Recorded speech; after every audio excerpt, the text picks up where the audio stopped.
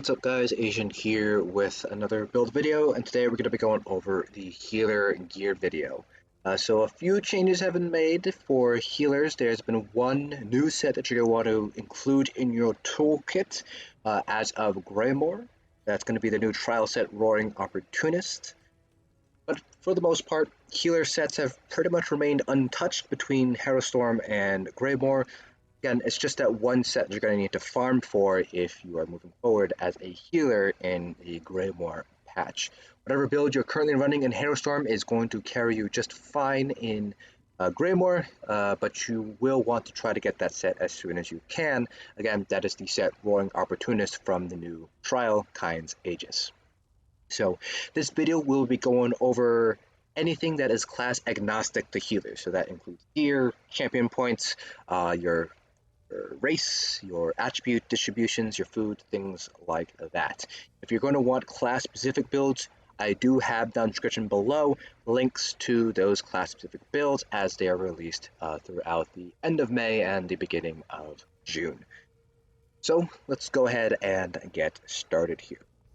So much like with tanks, healers are considered a support role in ESO. So your job is to really help support your DPS to help them do as much damage as they possibly can.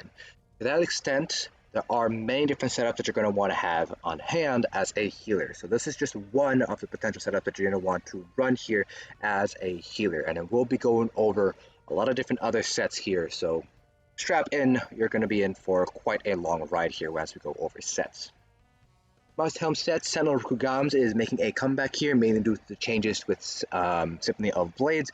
You still want to have a set of Symphony of Blades on hand. It's not necessarily out of the healer's toolkit, but you only need to run one Symphony of Blades now in any 12-man trial group. So it's not necessarily going to be the healer that is running Symphony of Blades. Sentinel Rkugamz, on the other hand, can stack with each other, I believe. So you will seeing a lot more healers running Sentinel Rkugamz. This is a base game set here, which comes from Darkshade Caverns 1. Symphony of Blades, though, is again a set you're going to have on hand that comes from Depths of Malatar. We'll be going over that set in a little bit. One set here you're going to have on hand is going to be Martial Knowledge. This is a base game set from Craglorn, so this is an Overland set here. While your stamina is below 50%, your light attacks cause the enemy to take 8% additional damage for 5 seconds. So this does require you to micromanage your stamina a little bit here. You're going to want to try to maintain it below 50%, but not so low that you can't break free or dodge roll certain mechanics. So this does require you to have a little bit of market management here if you want to get the most out of this set. Most people will recommend running Martial Knowledge as a body set just to make it a little bit easier to maintain, because a 8-second debuff, essentially 8-second rotation, is a little bit hard, tricky to maintain if you're bar swapping that often. The next set I want to talk about is going to be not Martial Knowledge. Where is it? Here it is. Zen's Redress. This is a dungeon set here. So this is a pretty important set. This is another unique damage taken debuff that is provided by the set.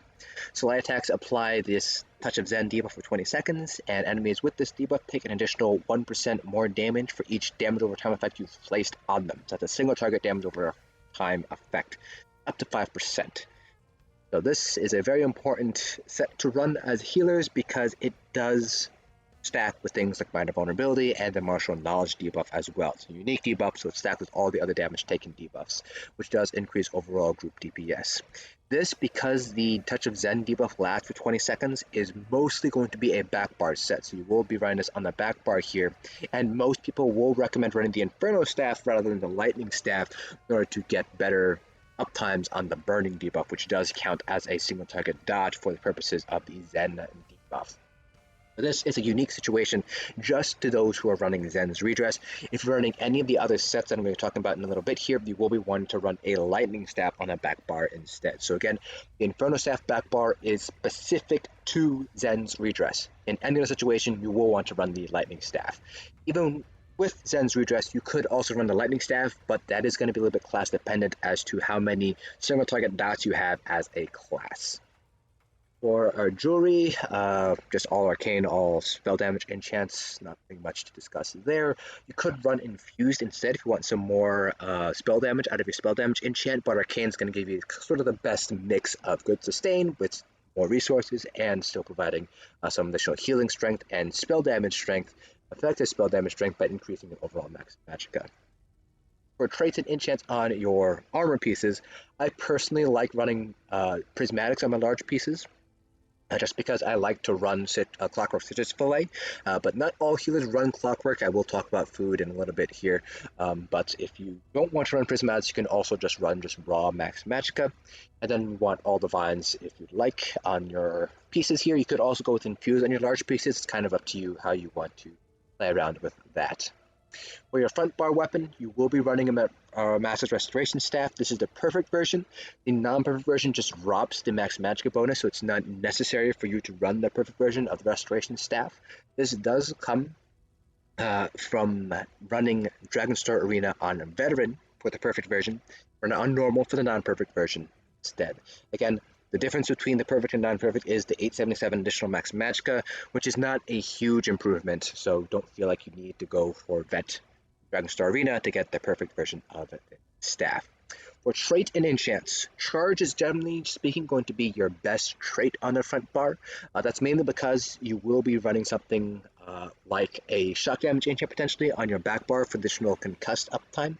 And while you're on your front bar here, Charge does improve the chance to apply that concuss from your shock damage enchant. So I do recommend running Charge as a front bar trait. But you can run other front bar traits if you'd like, for example, Nirnhoned or Powered. You could run Infused for a stronger enchant bonus. It's up to you. As for enchants, I have an Absorb Magicka enchant here, but you can run really any other enchant you would like. Really depends on what you need out of your group. A Weakening enchant, for example, is a good choice. Absorb Magicka for additional Magicka sustain if you need it. So it's really up to you what enchant you want to run. On your back bar, again, I do want to emphasize the Inferno Staff is just because we are running Zen's Redress. Simply speaking, you'll be running a Lightning Staff on the back bar. Your trait is going to be remaining the same no matter what. If you're running Inferno or Lightning, it's going to be Infused. Your enchant is going to vary depending on whether you're responsible for Crusher or not. Generally speaking, if you're running Zens, you're going to want to run something like a Poison Damage enchant for the chance to apply the Poison status effect, which is a dot, so that does count towards the Zen's debuff.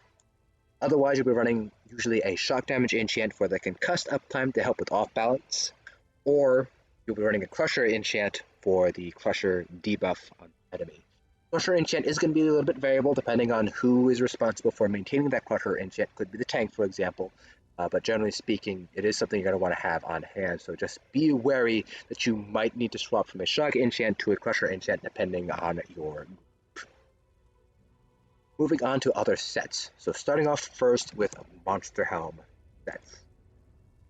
From the top, working our way down here, the first set we're going to be talking about here is going to be, let's see, what is going to be the first set? Troll King is potentially useful. There are a few situations where health regen is going to be important, mainly in situations where you have heavy Defile debuffs, because those don't necessarily affect health regen. For example, Cloudrest, the debuff from Maneful Mark, doesn't affect health regen, so it could be useful there, but it is a very niche use set, so I wouldn't necessarily recommend farming for this set. This comes from Blessed Crucible, which is a base game dungeon. Next we have Earthgore, which received the change in Greymoor. Now it is less bursty, so you can see here it heals just under 3,000 to 4,000 health over 10 seconds rather than 6 seconds. So a little bit less burst, but it's over a longer period of time, so it's actually not that bad any longer. It's still more bursty than your general healing must helm sets, so definitely useful to have on hand. This comes from Bloodroot Forge, so this is a DLC must helm set. Moving on, we have Bogdan, which is another raw healing set here. This is a base game set, so from Elden Hollow II. A little bit weaker than Earthgore here, 2814 health every second.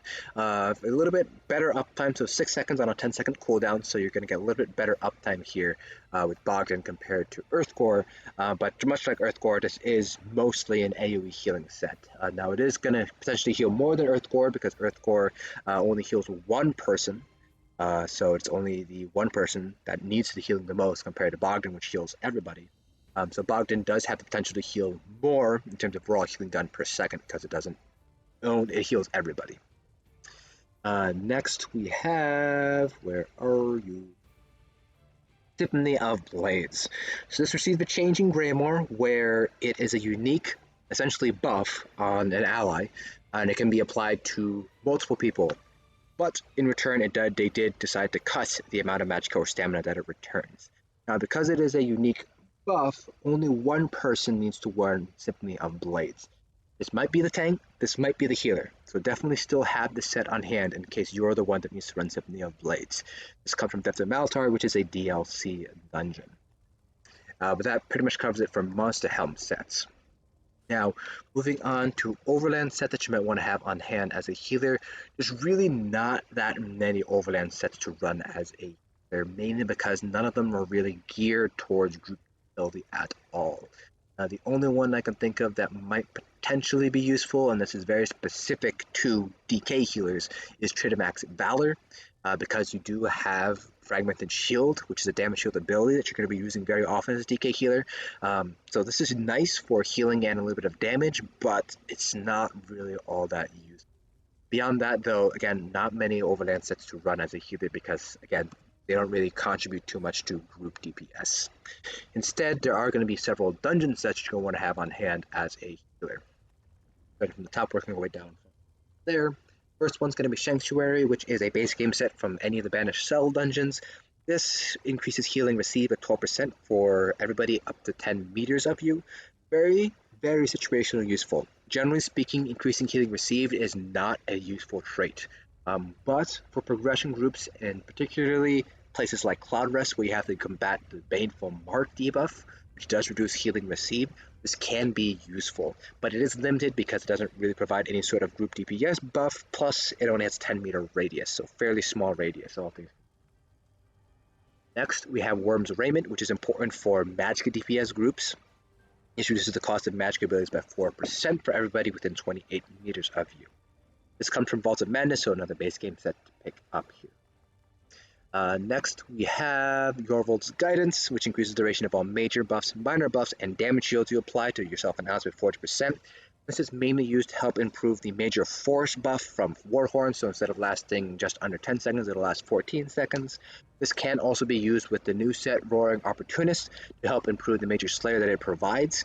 So this is a potentially useful set to run. Just generally speaking, the longer your buffs last, the fewer micromanagements you have to make here. It's a little bit easier to maintain a 12-second buff, for example, compared to an 8-second buff.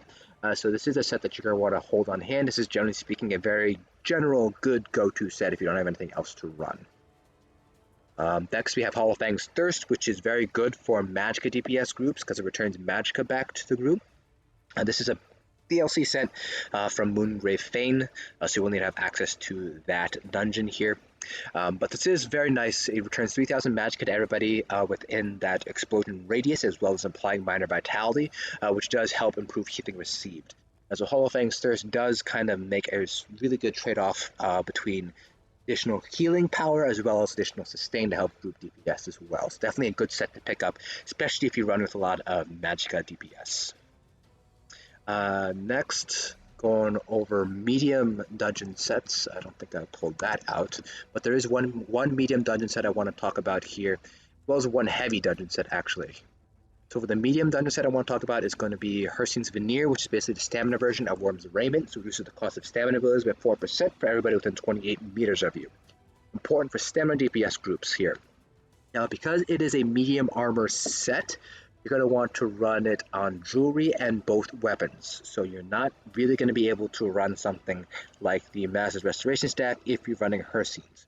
For this reason, typically speaking, you'll see Hircine's run on a tank rather than a healer because the Master's Restoration Staff is a pretty important sustain tool to have on hand. So you won't really be using this too much as a healer, but it is a potential option if the tank doesn't have Hircine's, for example. Finally, under the heavy armor sets here, we have, Ebon Armory. Very few scenarios where you're going to be running this, but there are a couple of situations where Ebon is going to be used on a healer. I'm thinking of Cloudrest, for example. Usually, most groups will have Ebon on a healer here. Much like Hircine's, this is a heavy armor set, so you're going to want to run it on jewelry and both weapons. So you might not be able to run this with the Master's Restoration Staff.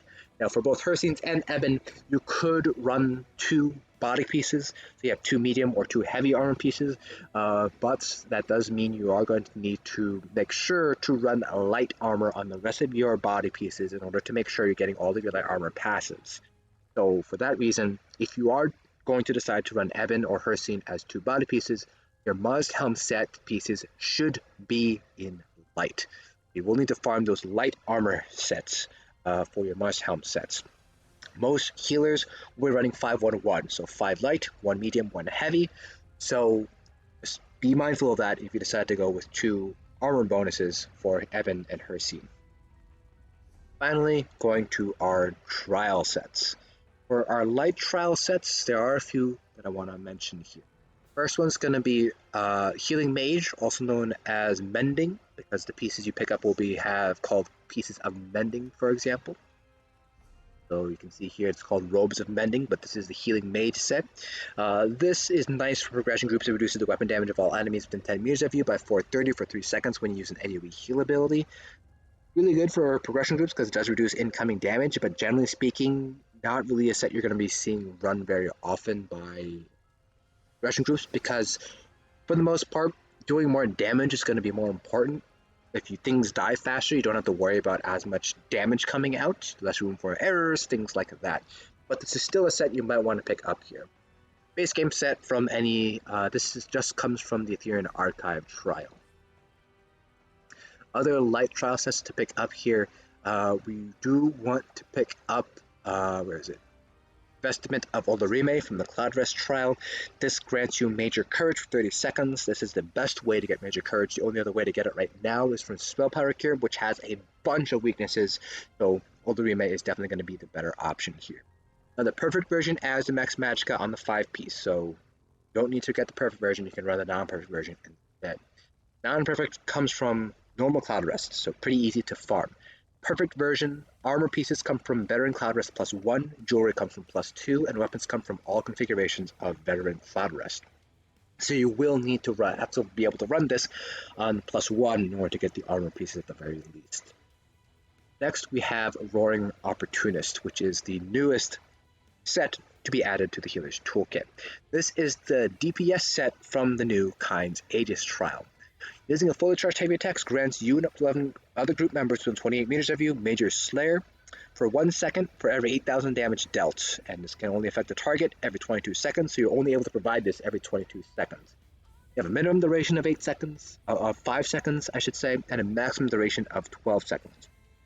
So, if you're running Roaring Opportunist, it basically means you need to build for heavy attack damage. So this is best going to be on a DK healer because they do have access to molten armaments, but you can still get very good uptime on a Roaring Opportunist as a non-DK healer. It just requires you to really time out when you're using a heavy attack. So you're going to want to time it with things like off balance, time it with the major vulnerability from the Necromancer ultimate if you have Necromancers in your group, and so on. Because the minimum duration is 5 seconds, and it's very likely you're going to be hitting the minimum duration more often than not, this set may be paired with Jorvald's Guidance, which buffs up the minimum duration up to 7 seconds instead. This set is going to be mostly run on magicka and DPS groups because Lakestes provides Major Slayer for stamina DPS at a much better uptime than what Roaring Opportunist can ever provide. So for magicka DPS groups, make sure to pick up Roaring Opportunist as a healer. Again, you will need to build a little bit into damage. You're going to need to, remake your healer potentially so you're not just putting out raw healing strength, and you will need to be very aware of when to time your heavy attack to make sure it lines up well with things like off balance and major vulnerability. The other thing with Roaring Opportunist 2 is this is likely going to be a backbar set, and you will need to run an Infernal Staff with the Roaring Opportunist because with the Lightning Staff, it only takes the final tick into consideration, which is noticeably weaker than the Infernal Staff heavy attack. So if you're running Roaring Opportunist, you're going to need to run the Infernal Staff on the back bar. I do also want to point out Kyne's Wind is also potentially good depending on specific class, because it requires you to cast an ability that applies a major buff to you or an ally. Most classes will have a way to apply a major buff to you or allies, and once you apply it, you grant Kyne's Blessing, which restores 399 stamina and magicka every second, and this effect can occur once every 10 seconds. This lasts for 4 seconds, so it does give you a little bit of sustain, but generally speaking, it's not going to be worth running too much, even from mixed groups, just because of the low uptime and the major buff requirements. But this is a set I do want to point out here that you could potentially want to have on hand as a healer.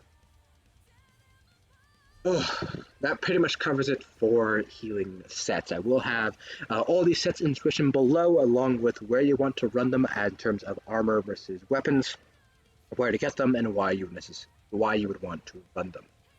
Now, in terms of restoration staff, we do want to point out the other ability arena sets here. The silent weapons aren't going to be very useful. Black Rose is going to be situation useful, as will the Maelstrom restoration staff.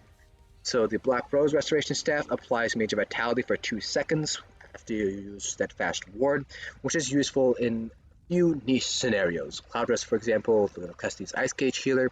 So you might want to pick up the Black Rose Prison Restoration Staff if you are going to be running those trials.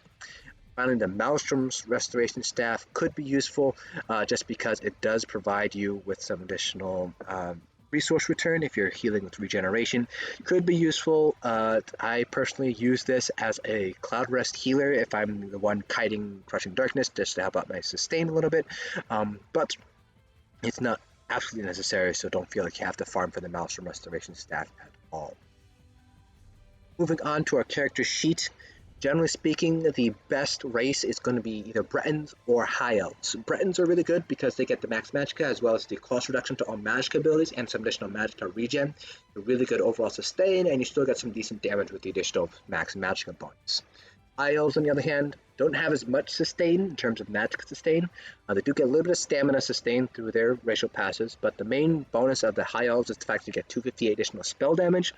You get a little bit stronger healing strength out of it. Plus, because certain healing setups do require you to basically be a little bit of an off DPS, additional spell damage does improve your DPS contribution to the group, which is an important part if you are running something like Zens or running Opportunist. Other potential good races include pretty much any of the magically inclined races, so Dark Elves, for example, which get the 258 spell damage and 1875 max magicka. Argonians are also not that bad. They get additional health and some magicka, plus they get some additional healing done bonuses. They do also get some additional sustain added on with their potion passive, which restores all 3 resources whenever you drink a potion, so that's beneficial as well. But Argonians are, generally speaking, going to be a little bit weaker healers compared to Bretons, Dark Elves, and High Elves. For attributes, all of our points are going into magicka here. You can see here we are hitting around 70k in max health. This is with Clockwork Citrus Fillet as well, so a little bit less health compared to buy-stat food. So we are able to hit this with Prismatic Enchant, so really no need to put points into health unless you feel like you need additional survivability.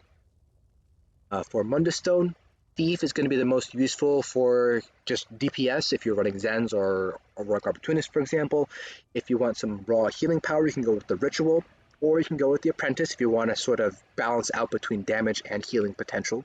If you need sustain, you can run the Atronach. So much like tanks, you have a couple of options here with your Mundus Stone depending on what specifically you need to build for. Finally, our food. I personally like Clockwork Citrus Fillet because I like to have additional regen, but you might not need to run this depending on how well you're able to sustain yourself. If you feel like you're over-sustaining with Clockwork, you can run buy-stat food or the Artaeum Pickled Fishbowl, which is, again, buy-stat food. So this is max health and max magicka. So the base game blue buy-stat food is a little bit weaker than Artaeum Pickled Fishbowl, but it's a lot cheaper to make. So really whichever one you want here. Whether you want to min-max, run the Pickled Fishbowl, otherwise just run plain old blue buy-stat food. Moving on from there to our champion point distributions. Starting off with our green CPs. Full Arcanist, 100 into Arcanist, Sin, 7 Tenacity to get some more magicka back whenever we heavy attack. The rest can go wherever you'd like. 31 Shadow Word, 31 Tumbling, 33 Warlord is what I have, but you can kind of break it up however you'd like. Finally, our blue CPs. This is geared more towards Roaring Opportunist and Zen's setup. So this is kind of that hybrid between DPS and healer. For raw healing CPs, you're going to want different CP setup. But generally speaking, as a healer, you also do want to do a little bit of DPS, so you're going to want to go with this sort of balanced setup between DPSing and healing as well. We have 43 into Blessed, 61 to Elfborn, 56 into Elemental Expert, 10 to Spell Erosion, 34 into Master at Arms, and 66 into Thaumaturge. Again, this is geared more towards the Zen setup, as well as sort of bridging that gap between healing and hybrid DPS. Now, if you are going to be running Royal Opportunist, you're going to want to drop a lot of points from Thaumaturge and put them instead into other nodes. So I bumped Thaumaturge only to 31 and put the remaining points, split them up between Master at Arms and Staff Expert here, just so you can hit those high heavy attack numbers that you need for Royal Opportunist. And then if you just want to go raw healing potential, just dump everything out and into Elfborn and Blessed. Don't really need anything else here. If you just want to go raw healing, 100 Blessed, 100 Elfborn, and then you can put the points anywhere else you'd like. The main ones are going to be Spell Erosion, 10 there. Then Elemental Expert and Thaumaturge are going to be the big ones you're going to want to bump up, just because a lot of your damage does come from damage over time and build. But again, doing this approach is generally speaking going to give you the best return in terms of both healing and DPS. Finally, our red CPs, this is sort of a balanced approach, so this will give you a very good mitigation across all pieces of content, but it's not going to maximize your mitigation in a single piece of content. 81 Ironclad, 61 Thick Skin, 64 in both Hardy, and Elemental Defender. And that covers it for this build, I guess this gear video I should say. Again, links in the description below to the class-specific healer builds as they come out throughout the duration of May and June. Also in the description below, you will find all of the sets that I described, where you can get them, where you will run them, why you would run them. Plus, I will also have my CP distributions down below as well. Eventually, once we have the ESOU website up, there will also be a link to the written version of this guide. That's it for this video. Hopefully you guys found this informative, and I'll see you guys in the next dungeon.